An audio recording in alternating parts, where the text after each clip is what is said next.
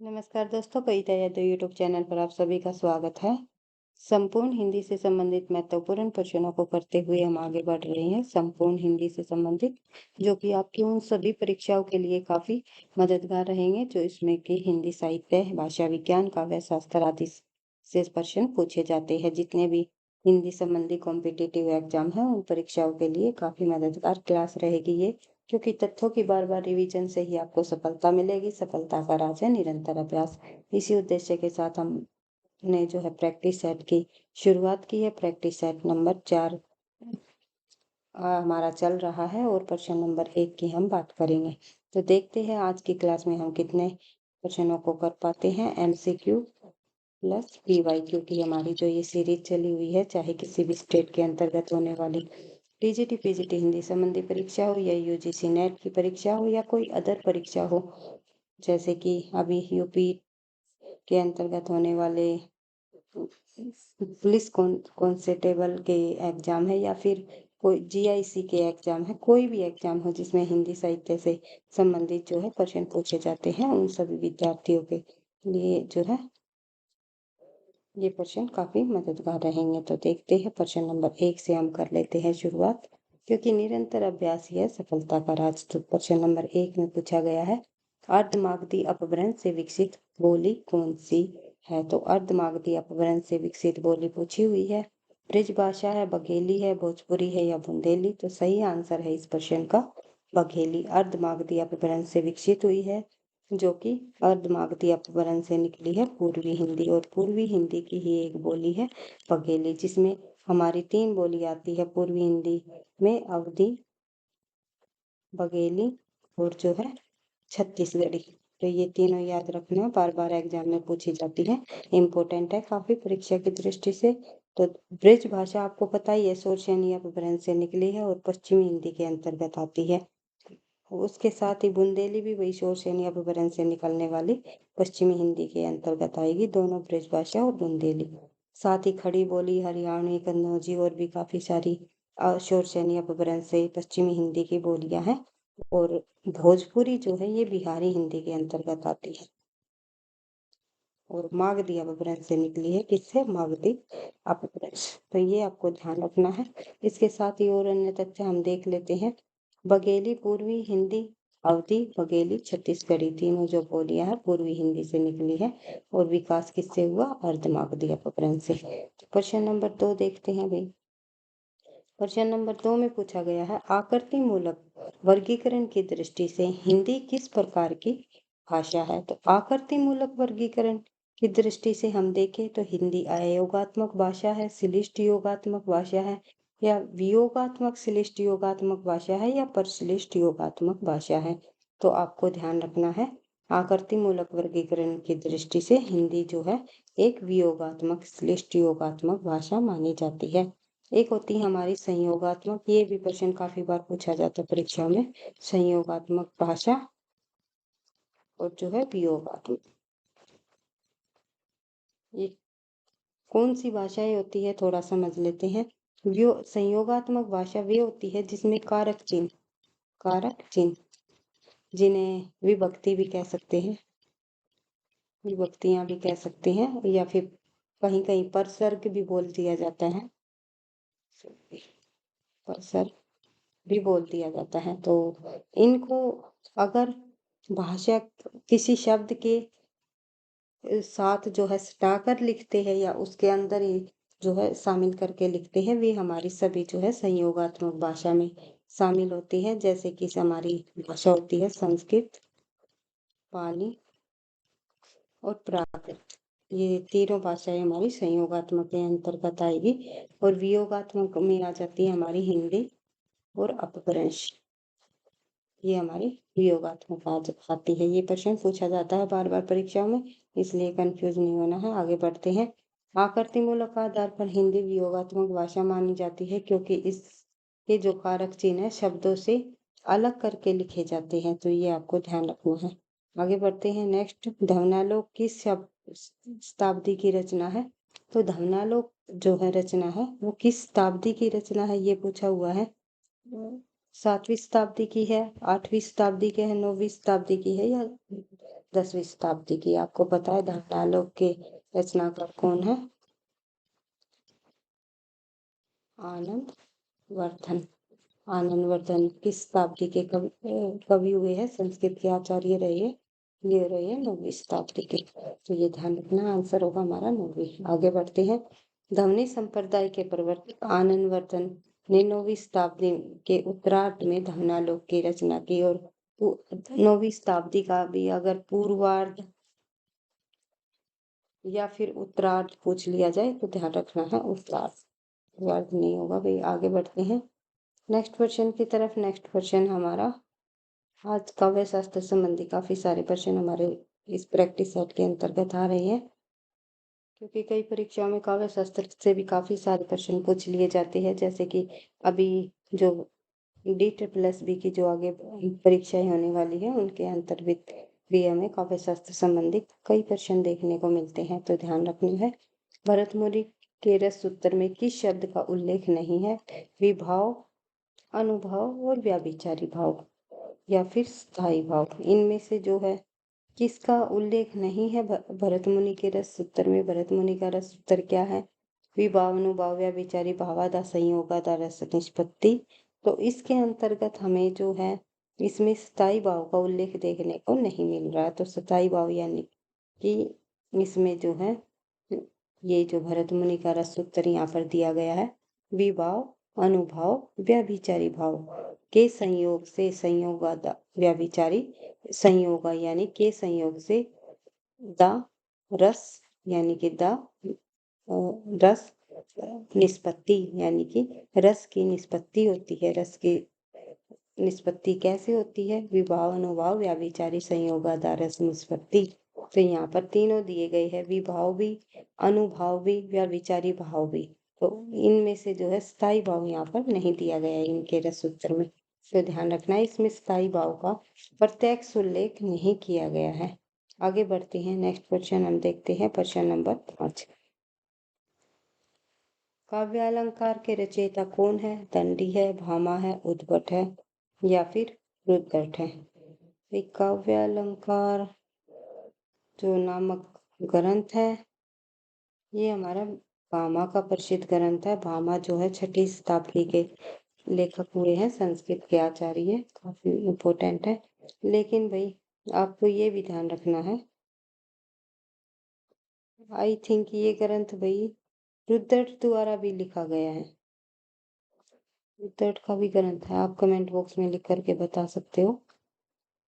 तो ज्यादा इम्पोर्टेंट है वो भामा का ही पूछा जाता है, इम्पोर्टेंट है परीक्षा की दृष्टि से काव्यालंकार।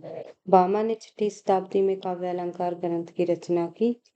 दंडी 7वीं शताब्दी के, सॉरी माफी चाहूंगी, भामा और रुद्रट इन्होंने जो है जो अलंकार सूत्र दिया है ना, तो इस प्रश्न में आपको कंफ्यूज नहीं होना है। तो ध्यान रखना है आपको, जो काव्यालंकार ग्रंथ है ये रुद्रट का भी है भाई, चाहूंगी रुद्रट का और जो है भामा दोनों का है। लेकिन ज्यादा इम्पोर्टेंट हमारा काव्यालंकार भामा का ही माना गया है। अगर ऑप्शन में दोनों आ जाए जैसे यहाँ पर दिए गए हैं तो आपको भामा की तो ही आंसर लगाना है। और वैसे तो ऑप्शन में दोनों नहीं आएंगे, क्योंकि काव्य अलंकार ग्रंथ 9वीं शताब्दी के कवि हुए हैं ये रुद्रट जी, आनंदवर्धन के समय।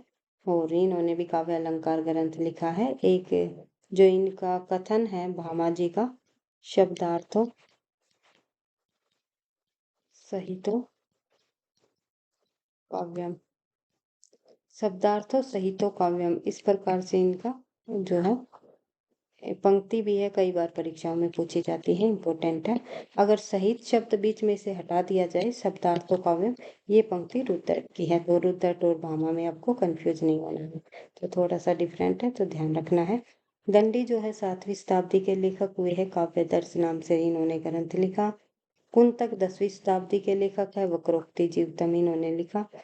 और जो है वामन भी 8वीं शताब्दी के उत्तरार्ध और 9वीं शताब्दी के पूर्वार्ध के अंतर्गत इन्होंने काव्यालंकार सूत्रवती नाम से ग्रंथ लिखा। अगर पूछ लिया जाए काव्यालंकार, काव्य अलंकार ग्रंथ किसका है, तो मैंने आपको बता ही दिया, भाम है और रुद्रट। और साथ ही अगर पूछ लिया जाए काव्य अलंकार, एक शब्द दे दिया जाए सूत्रवर्ती, तो किसका है? तो ध्यान रखना है वामन का है। काव्य अलंकार सूत्रवर्ती नाम से जो ग्रंथ लिखा वो वामन ने लिखा। काव्य अलंकार नाम से लिखा भामा और रुद्र ने। वाक्यम रसात्मक काव्यम किस आचार्य का कथन है? वाक्यम रसात्मक काव्यम नामक जो पंक्ति कही है, मम्मट की है, भामा की है, विश्वनाथ की है या पंडित जगन्नाथ जी की है? तो सही आंसर हो जाएगा हमारा विश्वनाथ जी की है वाक्यम रसात्मक काव्यम। आगे बढ़ते हैं। विश्वनाथ ने अपने ग्रंथ साहित्य दर्पण में काव्य की परिभाषा दी है और इसमें इसका अर्थ है रसात्मक काव्य ही जो है काव्य होता है। जो रस से भरा हुआ जो काव्य होता है वही काव्य होता है। तो ये कहा गया है वाक्यम रसात्मक काव्यम, वाक्य में रस होता है तो वही काव्य होता है। आगे बढ़ते हैं। रस निष्पत्ति के संदर्भ में अनुमितिवाद के प्रवर्तक कौन है? मितिवाद के जो प्रवर्तक माने जाते हैं भट्ट लोलट हैं, शंकुक है, भट्टनायक है या फिर अभिनवगुप्त है? तो सही आंसर है हमारा भट्ट सॉरी भाई शंकुक ने अनुमतिवाद का प्रतिपादन किया था। भट्ट लोलट का जो है उत्पत्तिवाद माना जाता है। भट्टनायक का जो है भोगवाद रहा है और अभिनवगुप्त का अभिव्यक्तिवाद। शंकुक ने न्याय दर्शन के आधार पर अनुमतिवाद का सिद्धांत दिया। उन्होंने रस की स्थिति अनुमेय यानी कि अनुमान करने योग्य मानी है। तो ये ध्यान रखना है। न्याय दर्शन किसने दिया? जिन्होंने जो है चित्र पूरन का प्रतिपादन किया था। आगे बढ़ते हैं। नेक्स्ट क्वेश्चन हम देखते हैं। क्या भूलूं क्या याद करूं हरिवंश राय बच्चन की आत्मकथा का कौन सा भाग है? प्रथम भाग है, द्वितीय भाग है, तृतीय भाग है या चतुर्थ भाग है?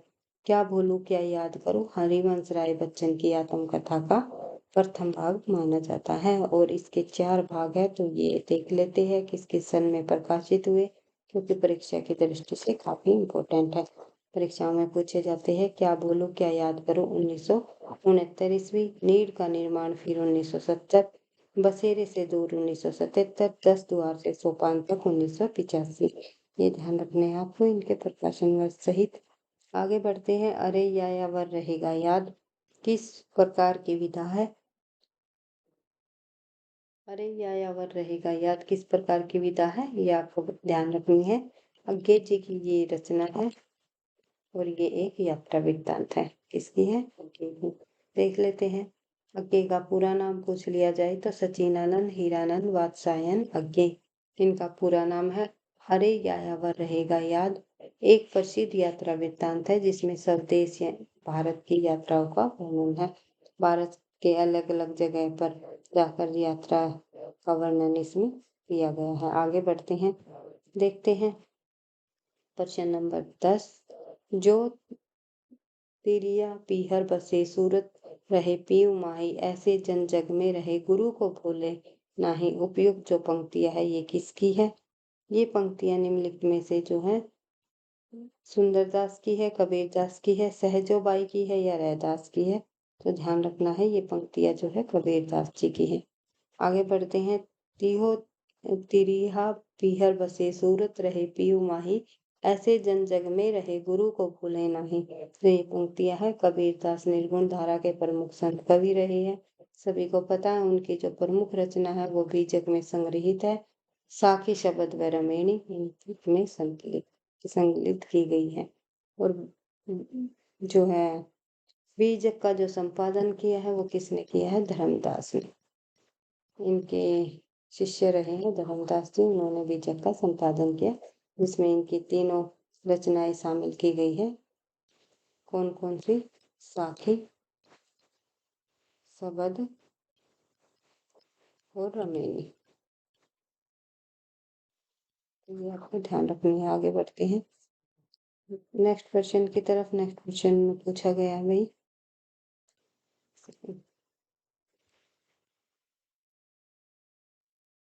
निम्नलिखित में से राम भक्ति काव्य परंपरा के कवि नहीं है? गदाधर भट्ट, हाँ, नाभादास, गोस्वामी तुलसीदास या हरदयाराम, इनमें से जो है गदाधर भट्ट जो है राम भक्ति काव्य परंपरा के कवि नहीं है, बल्कि ये कृष्ण काव्य भक्ति परंपरा के कवि माने जाते हैं। और नाभादास तो वे ही और तुलसीदास तो है ही सबसे प्रसिद्ध कवि, राम काव्य धारा के प्रतिनिधि कवि के रूप में प्रसिद्ध हुए हैं तुलसीदास, जिन्होंने रामचरितमानस भी लिख डाला, एक बड़ा महाकाव्य अवधी भाषा का राम के जीवन पर आधारित। तो तुलसीदास जी और हृदयराम भी जो है राम भक्ति काव्य धारा के कवि रहे हैं। नाभादास भी वही, और लेकिन जो है गदाधर भट्ट कृष्ण काव्य धारा के कवि हुए हैं। आगे बढ़ते हैं। गदाधर भट्ट राम भक्ति काव्य परंपरा के कवि नहीं, गदाधर भट्ट कृष्ण भक्ति परंपरा के गौड़ीय संप्रदाय, किस संप्रदाय के कवि रहे हैं, तो ये भी आपको ध्यान रखना है, गौड़ीय संप्रदाय के कवि रहे हैं। और यह रघुनाथ भट्ट गोस्वामी के शिष्य थे। गदाधर भट्ट की बात हो रही है, भागवत के अद्वितीय वक्ता थे, जबकि गोस्वामी तुलसीदास, नाभादास और हृदयराम राम भक्ति परंपरा के कवि माने जाते हैं। नेक्स्ट क्वेश्चन है हमारा प्रश्न नंबर 12, देख लेते हैं। इनमें से किसने अपने हिंदी साहित्य इतिहास में आदिकाल को संधिकाल और चारण काल नाम दो नामों से के उपसर्गों से विभाजित किया है? अगर दो उपसर्गों से विभाजित करने की बात आ जाए तो नाम आएगा इनमें से किसका? डॉक्टर रामकुमार वर्मा जी का। अगर केवल चारण काल पूछ लिया जाए, आदिकाल को चारण काल किसने कहा, तो पूरे के पूरे आदिकाल को चारण काल नाम देने वाले विद्वान का नाम है जॉर्ज ग्रियर्सन। तो ये आपको ध्यान रखना है। अगर केवल चारण काल पूछा जाए तो जॉर्ज ग्रियर्सन, और संधि और चारण काल पूछा जाए तो रामकुमार वर्मा जी का नाम आता है। आगे बढ़ते हैं, देखते हैं। रामकुमार वर्मा ने अपने हिंदी साहित्य इतिहास में आदिकाल को संधि काल और तथा चारण काल दो शीर्षकों में विभाजित किया है। रामकुमार वर्मा को आधुनिक हिंदी एकांकी का जन्मदाता भी माना जाता है। आधुनिक हिंदी एकांकी के जन्मदाता कौन है, कई बार पूछ लिया जाता है, तो रामकुमार वर्मा जी का नाम आता है। लेखक है एक तरफ, दूसरी तरफ उनके साहित्य इतिहास ग्रंथ है। किस लेखक द्वारा कौन सा इतिहास ग्रंथ लिखा गया, जो कि परीक्षा की दृष्टि से काफी महत्वपूर्ण है, इंपॉर्टेंट है, ध्यान रखना है। रामकुमार वर्मा जी द्वारा लिखा गया हिंदी साहित्य का आलोचनात्मक इतिहास डॉक्टर राम खेलावन पांडे ने लिखा है हिंदी साहित्य का नया इतिहास। रामशंकर शुक्ल जी द्वारा लिखा गया हिंदी साहित्य का इतिहास, जो कि प्रसिद्ध जो है रामचंद्र शुक्ल जी का भी यही है, रामचंद्र शुक्ल ने भी जो है हिंदी साहित्य का इतिहास नाम से ग्रंथ लिखा है। काफी सारे लेखकों ने इसी नाम से ग्रंथ लिखे हैं, तो इसमें कंफ्यूज होने की कोई बात नहीं है, कहीं आप कंफ्यूज हो जाए। लेकिन 1929 जो इसका प्रकाशन वर्ष है, ये शुक्ल के ग्रंथ का है, तो ये ध्यान रखना है। डॉक्टर गणपति चंद्रगुप्त हिंदी साहित्य का वैज्ञानिक इतिहास इन्होंने लिखा है। आगे बढ़ते हैं।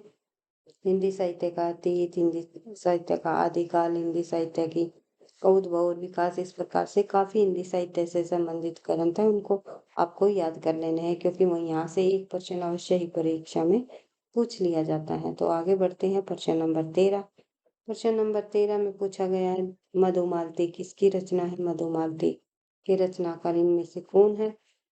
जयसी है, मंजन है, पेंसिल नहीं चल रही भाई, बताइए क्या, एक सेकेंड।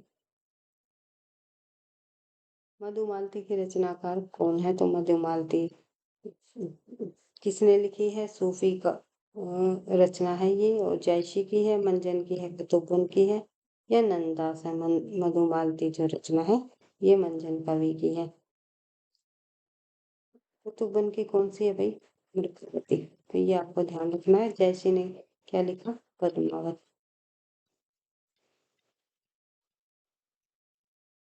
इसके अलावा नंदास की तो आपको पता ही है, रसमंजरी रचना काफी प्रसिद्ध हुई है। आगे बढ़ते हैं। मधुमालती सूफी कवि मंजन की रचना है। मधुमालती हिंदी का प्रथम प्रेम आख्यान काव्य माना जाता है। बहुपत्नीवाद का सर्वथा अभाव था इसमें, और मधुमालती में नायक मनोहर, नायिका मधुमालती की प्रेम कथा का जो है वर्णन इसमें दिया गया है। और इसमें जो है प्रेमा और तारा नाम की कथा समांतर रूप से भी चलती है, यानी कि सहनायक और सहनायिका के भी हैं इसके अंतर्गत, सहनायक और सहनायिका। इस प्रकार से पूछा जाता है इसमें, मधुमालती में सहना नायक का नाम बताइए या फिर सहनायिका का नायिका का नाम बताइए, तो ध्यान रखना है प्रेमा और ताराचंद। प्रेमा जो है इसकी सहनायिका है और ताराचंद जो है इसके सहनायक है, यानी कि बहुपत्नीवाद नहीं है इस रचना में, जैसे कि और अन्य रचनाओं में हमें त्रिकोण प्रेम देखने को मिलता है, जैसे कि पद्मावत में एक तरफ नागमती का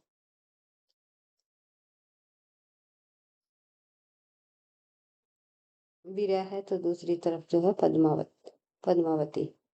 आगे बढ़ते हैं, यानी कि एक से अधिक पत्नी होती है जिस राजा की, वहां पर बहुपत्नीवाद हो जाता है।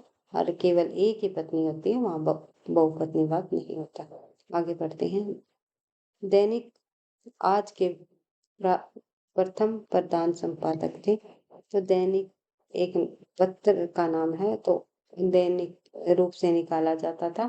पत्र का नाम है आज, आज नाम से पत्र निकाला, कहीं माफी चाहूंगी, यानी कि दैनिक रूप से निकलने वाला आज नामक नामक पत्र के प्रथम प्रधान संपादक पूछा हुआ है, बाबू राव विष्णु पराड़कर है, पराड़कर, या फिर श्री प्रकाश है, या श्रीकांत ठाकुर है, या फिर विद्या भास्कर है। तो बाबू राव विष्णु पराड़कर जो है इसके प्रथम संपादक रहे हैं आज नामक पत्र के, तो ध्यान रखना है। और कैसे निकाला जाता था, दैनिक रूप से।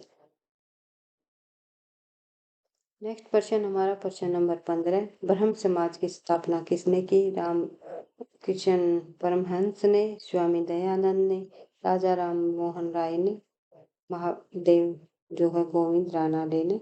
तो आप सभी को पता है जीके के अंतर्गत भी ये प्रश्न पूछ लिया जाता है।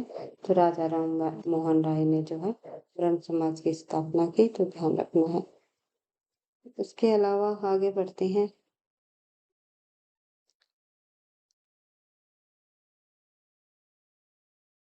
यहाँ पर हमारा एक क्वेश्चन स्किप हो गया भाई, तो ध्यान रखना है। आगे बढ़ लेते हैं,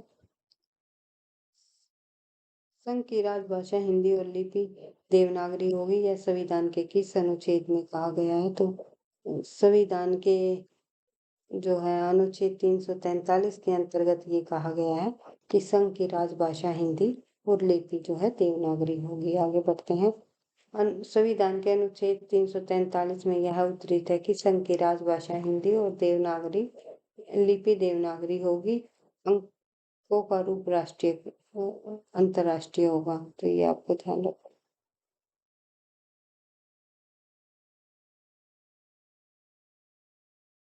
अनुच्छेद 346, एक राज्य और दूसरे राज्य के बीच या किसी राज्य और संघ के बीच पद्धति की राजभाषा।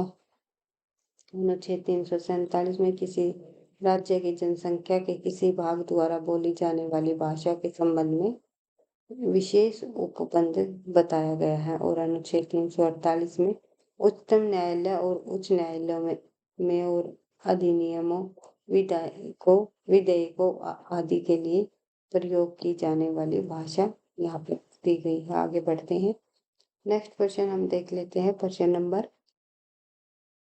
17, क्या गोरी क्या सांवरी संस्मरण के लेखक कौन है? क्या गोरी क्या सांवरी नामक जो रचना है देवेंद्र सत्यार्थी की है, शांति प्रिय द्विवेदी की है, राम वृक्ष बेनीपुरी की है, या कन्हैया लाल मिश्र प्रभाकर की है? तो क्या गोरी क्या सांवरी देवेंद्र सत्यार्थी की रचना है। क्या गोरी क्या सांवरी संस्मरण के लेखक देवेंद्र सत्यार्थी है। इसके द्वारा लिखित अन्य संस्मरण जो है काफी बार परीक्षा में पूछे जाते हैं, इम्पोर्टेंट है, रेखाएं बोल उठी, ये भी संस्मरण संबंधी रचना है किनकी? देवेंद्र सत्यार्थी जी की। आगे बढ़ती है, यह भी कोई देश है महाराज किस विधा की रचना है? यात्रा साहित्य है, संस्मरण है, रिपोर्टराज है या डायरी। यह भी कोई देश है महाराज नामक एक यात्रा साहित्य संबंधी रचना है। और ये यात्रा साहित्य जो है किसका है, तो ध्यान रखना है, यह भी कोई देश है महाराज यात्रा साहित्य विधा की रचना है। एक आधुनिक लेखक हुए हैं अनिल यादव, इनकी रचना है ये, आपका ध्यान। आगे बढ़ते हैं, देखते हैं नेक्स्ट क्वेश्चन की तरफ।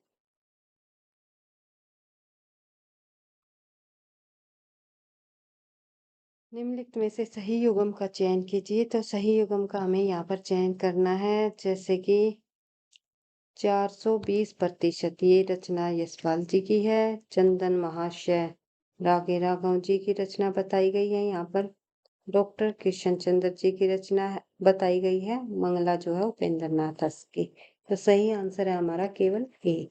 तो 420% नामक जो रचना है ये यशपाल की है। और ये अन्य रचनाएं किसकी है, ये भी हम एक बार देख लेते हैं। 420% यशपाल जी की रचना है, सही युग्म है 420%।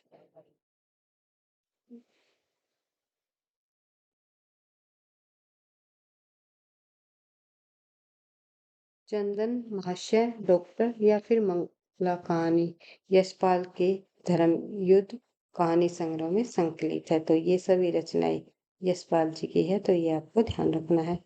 इन अन्य लेखक की यहाँ पर दी गई है वो नहीं है। आगे बढ़ते हैं, सियाराम शरण गुप्त की रचना आत्मोत्सर्ग में किसके बलिदान की गाथा अंकित की गई है। राम प्रसाद विशम्मल जी की, चंद्रशेखर आजाद की, या फिर भगत सिंह की, या गणेश शंकर विद्यार्थी की। तो गणेश शंकर विद्यार्थी की आत्मोत्सर्ग में जो है गणेश शंकर विद्यार्थी की जो है बलिदान की कथा अंकित की है। और किसने की है, सियाराम शरण गुप्त ने। तो ये पूछ लिया जाता है कि सियाराम शरण गुप्त ने निम्नलिखित में से किसके मतलब जीवन पर रचना लिखी है, जिस रचना का नाम है आत्मोत्सर्ग। तो इस प्रकार से भी घुमा फिरा कर प्रश्नों को पूछा जा सकता है।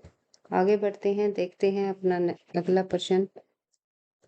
नेक्स्ट पॉइंट में यहाँ पर दिया गया भाई, सियाराम शरण गुप्त की रचना आत्मोत्सर्ग में गणेश शंकर विद्यार्थी के बलिदान की कथा इसमें दर्शाई गई है। और सियाराम शरण गुप्त द्वारा और अन्य काव्य ग्रंथ है दैनिकी, नुकुल, नो आखली, पाठ्य इंपोर्टेंट है भाई इनकी। मरणे और आत्मोत्सर्ग तो है इंपोर्टेंट। आगे बढ़ते हैं, नेक्स्ट क्वेश्चन हमारा प्रश्न नंबर 21। हिंदी काव्य धारा के संग्रहकर्ता साहित्यकार का नाम बताइए। तो हिंदी काव्य धारा नामक जो ग्रंथ लिखा है उसका नाम है राहुल सांस्कृतायन, लेखक का नाम। तो आगे बढ़ते हैं, पंडित महापंडित राहुल सांस्कृतायन जी द्वारा ये ग्रंथ लिखा गया हिंदी काव्य धारा। इसके अलावा इन्हें यात्रा साहित्य के पितामह के रूप में भी जाना जाता है, जैसे कि इनकी प्रमुख यात्रा साहित्य है राहुल सांस्कृतायन जी की मेरे लद्दाख यात्रा, मेरी तिब्बत यात्रा, किन्नर देश में, चीन में क्या देखा, रूस के 25 मास। ये सभी यात्रा साहित्य जो है राहुल सांस्कृतायन जी द्वारा लिखा गया है। झूठा सच के दूसरे भाग का शीर्षक बताइए। तो झूठा सच का दूसरा भाग का शीर्षक है देश का भविष्य। एक है वतन और देश, ये प्रथम भाग का शीर्षक है। ये जो है दूसरे भाग का शीर्षक है झूठा सच।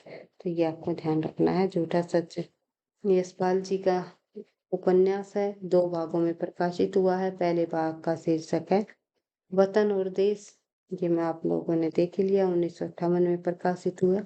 दूसरा भाग देश का भविष्य 1960 में। तो इस प्रकार आप याद रख सकते हो, वतन और देश। कौन सा भाग है झूठे सच का, प्रथम भाग को प्रकाशित हुआ 1958 में। दूसरा है देश का भविष्य, दूसरा भाग है झूठा सच।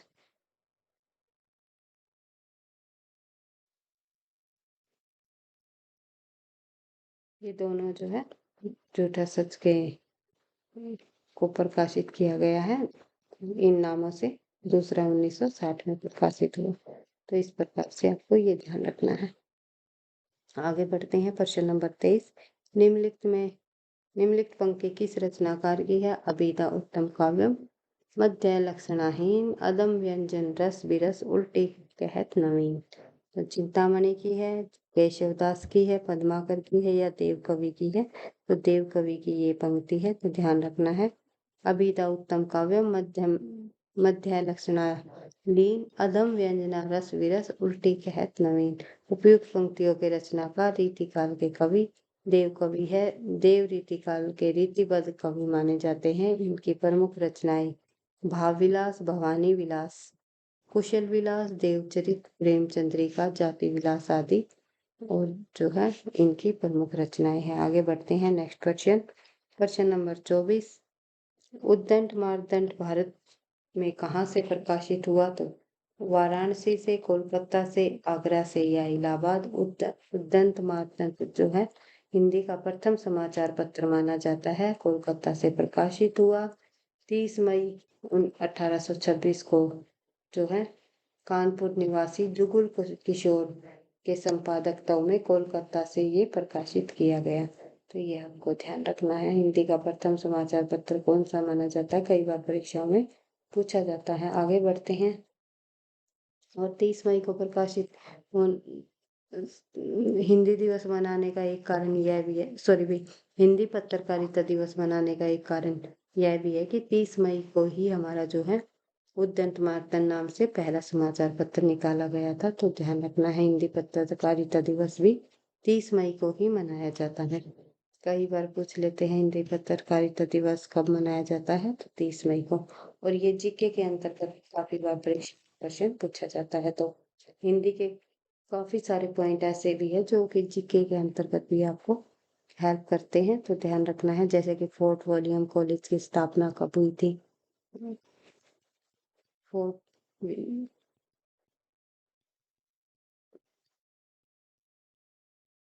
1800 ईस्वी में हुई थी। तो इस प्रकार से फोर्ट विलियम कॉलेज से संबंधित हम जो है हिंदी में पढ़ लेते हैं, जहाँ पर हमारा आधुनिक गद्य साहित्य का जो विकास है उन 4 प्रमुख महान विद्वानों का नाम पढ़ते हैं। सदा सुखलाल जी का, लल्लूलाल, सदल मिश्र और ईशा अल्लाह का, उनके बारे में पढ़ते हैं। जब आता हूँ वहाँ पर हमारा फोर्ट विलियम कॉलेज का जिक्र। तो इस प्रकार से आपको जीके के अंतर्गत भी पूछे जाने वाले प्रश्नों में भी काफी मदद करते हैं हिंदी के ये कुछ जो है टॉपिक। तो आपको ध्यान रखना है, साहित्य को छोड़ करके रचना वगैरह जीके में नहीं पूछी जाती है, अन्यथा काफी सारी जैसे भाषा विज्ञान से संबंधित जितनी भी तो मुख्य मुख्य पॉइंट है वे जीके में पूछ लिए जाते हैं। अरस्तु ने विरेचन शब्द किस स्रोत से ग्रहण किया? तो अरस्तु ने जो है विरेचन शब्द जो है समाज शास्त्र से ग्रहण किया, चिकित्सा शास्त्र से, काव्य शास्त्र से या सौंदर्य शास्त्र से? तो सही आंसर है हमारा इस प्रश्न का चिकित्सा शास्त्र। तो अरस्तु ने विरेचन शब्द चिकित्सा शास्त्र से ग्रहण किया था। अनुकरण एवं विरेचन सिद्धांत के प्रवर्तक अरस्तु जी थे और अरस्तु द्वारा रचित काव्य शास्त्रीय ग्रंथ माना जाता है। एक तो है पेरिपोथिकेश जो कि काव्य शास्त्र संबंधी ग्रंथ है, और दूसरा है टेकनिस रेतोरेरिकेश जो कि भाषा शास्त्र टेकनिस रेतोरिकेश। तो ये जो ग्रंथ दोनों के दोनों हैं ये अरस्तु के हैं। आज की क्लास में हमने 25 प्रश्नों को कंप्लीट किया है। इस पार्ट सेकंड के अंतर्गत हम जो है 25 प्रश्नों को और कंप्लीट कर लेंगे प्रैक्टिस सेट नंबर 4 के। तो टोटल हम जो है एक प्रैक्टिस सेट में 50 प्रश्नों को रखते हैं उसके बीच सॉल्यूशन के साथ।